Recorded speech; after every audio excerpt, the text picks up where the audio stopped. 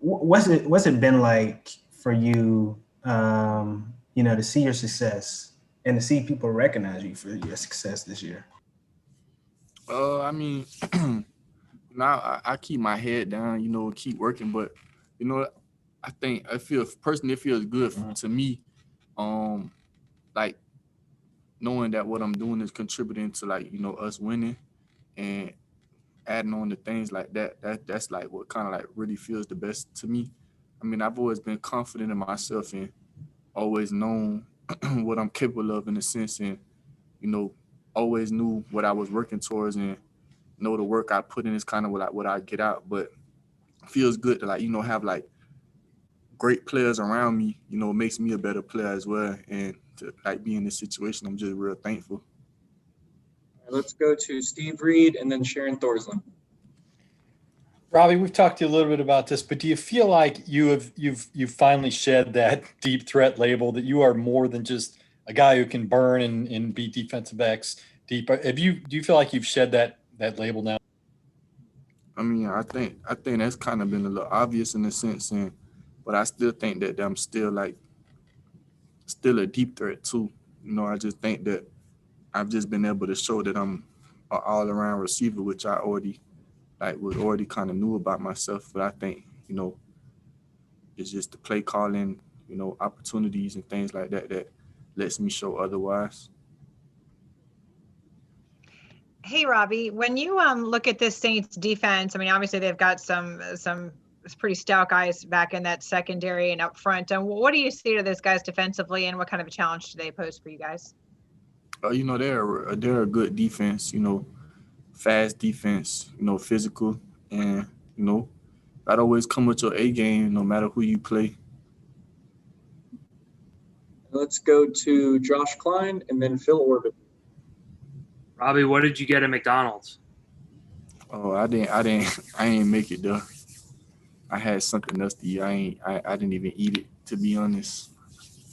All right. Well, that was my first question. My second question is against a tough. The Bears they almost seemed like they were hard hitting defense. Is there when defenses make big hits early in the game, does that change the mindset of a wide receiver at all? I mean, that can vary with people. I know, me personally, I know this a physical game, so for me, I'm always on my P's and Q's in a sense. So I know if they catch you slipping, that's gonna be the result, Do you almost, just a quick follow up on that, do you almost like it when the other team is kind of talking a lot and is very physical? I mean, I expect every team to be physical. It's a contact sport and stuff, but when they talk and things like that, I don't really pay that too much mind. I chit chat a little bit, mess around, joke around, but I don't really pay it too much attention. Like defensive players, they can do that a little bit more. They don't gotta. They react and they kind of do things like that. They kind of get in your head because they know you thinking. So I don't really get too caught up in all that. Hey, Robby, I know you talked before about the value of the work you and Teddy put in the off season in Florida. I'm wondering how far back does that relationship go with Teddy, and then how important is it to have a personal connection between a quarterback and a wide receiver, not just on the field but off as well? Yeah, I mean, the better your chemistry is off the field, I think that makes your chemistry on the field that much better, and the trust, and it just makes it that much better on the field in a sense, and being able to relate to him on a day-to-day basis, on a personal basis, I think it makes things a lot easier for us playing football. Let's go to. Sorry, go ahead, Phil. Yeah, I'm sorry, Rob. Just how far back do you and Teddy go? Because I know you're from the same area, right? Do you remember when you first met him and when you first got together? Well, like we played against each other in like 7-on-7s back in like high school and things like that, and then we were with each other, played against each other one time, maybe two times in college, and then when he was with the Jets. All right, let's go to Skylar Callahan and then Steven Toronto.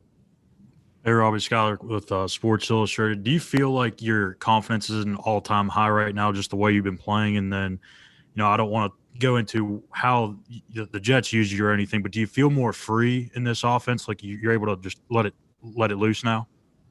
Yeah, I think I feel like I feel very confident in myself. I think that confidence comes from the the work that I've been putting in. That's what I think you get, like, even more confidence in yourself and things like that. And then just knowing that the players around me, my teammates, my coaches are confident in me too. That makes you feel better as well. And I just I don't really try and look back on the situation because it's over and done with. But I definitely do feel like it's obvious that my role is a lot different being here.